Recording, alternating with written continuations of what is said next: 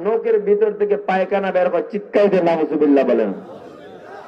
হাজী ইমদাদুল্লাহ মুহাজ্জির মক্কি রাহমাতুল্লাহ আলাইহি ডাক দিয়ে বলেন, বাবা আমি আগেই তো বলেছি তোমার পায়খানা খাওয়া লাগবে না। যে লোকটা সুদ খায় তুমি তার ঘরে সারায় খানা খাও, পায়খানার সমতুল্য হয়ে যাবে। নাউজুবিল্লাহ বলবেন না। এখন সুদ খাইবেন নি, সুদ খাইবেন নি। আমার বাজান আসুন, সুদটা এখানেই রাখলাম, সুদ খাওয়া যাবে না।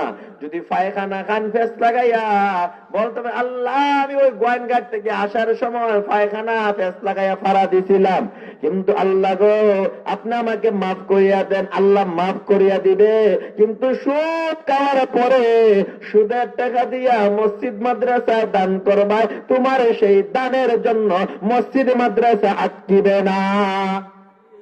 কথা বুঝেন নাই?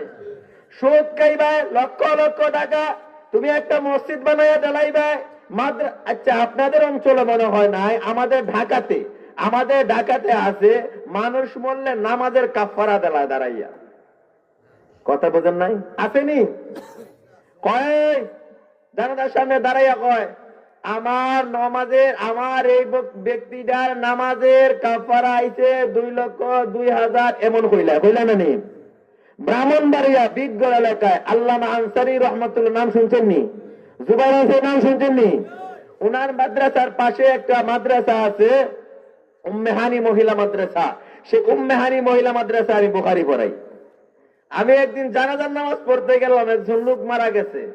যাওয়ার পরে যখন যাইলাম দেখি জানাজার আগে হেরায় অনেক বক্তব্য ভাষণ টাষণ দিতেছে আর জিকির দুরুদ মুরুদ পড়তেছে, ওদের ব্যক্তিগত ব্যাপার। পরে যখন ওই লোকটা দাঁড়াইলো, একজন লোক মাতবর, বলতুমিয়া মাতবর, আমারে খুব মোহাব্বত করে, যদিও সে সুদ খায়, দালালি কইরা মাতবরি কইরা টেকা খায়, ঘুষ খায়, আমার আবার মায়া করে। তখন ওই লোকটা সুন্দর করে দাঁড়াই বলতেছে, মুসল্লিয়ানে কেরাম আপনাকে চলায় ফিরা অনেক কষ্ট দিছে, ওনার যে নামাজের কাফারা আইছে 96,214 টাকা। তো ওনাদের খতিব সাহেব এখানে, কথাটা পরে বলতেছি, কেন বলতেছি, তো যখন এই কথাটা বললো আমি বললাম আমার একটা কথা আছে। ও কিতা কথা আপনি কোন চায়? আমি যে আমার কথা হইলো, উনি যে 96,000 টাকার নামাজ কায়দা করছে এটা আপনি জানেননি? কথাটা না কিনে গোয়াইনঘাটের মুসলমান, আমার কলিজার টুকরা সিলেটের মুসলমান, এমনিতেই তোমাদের সামনে বসি নাই বাবা, ওই জাফলঙ্গের জমিনে বালুর কাজ করছি, রাত্রের বেলা কিতাব পড়েছি, একটা পাঞ্জাবি কেনার টাকা ছিল না, একটা কোট কেনার টাকা ছিল না।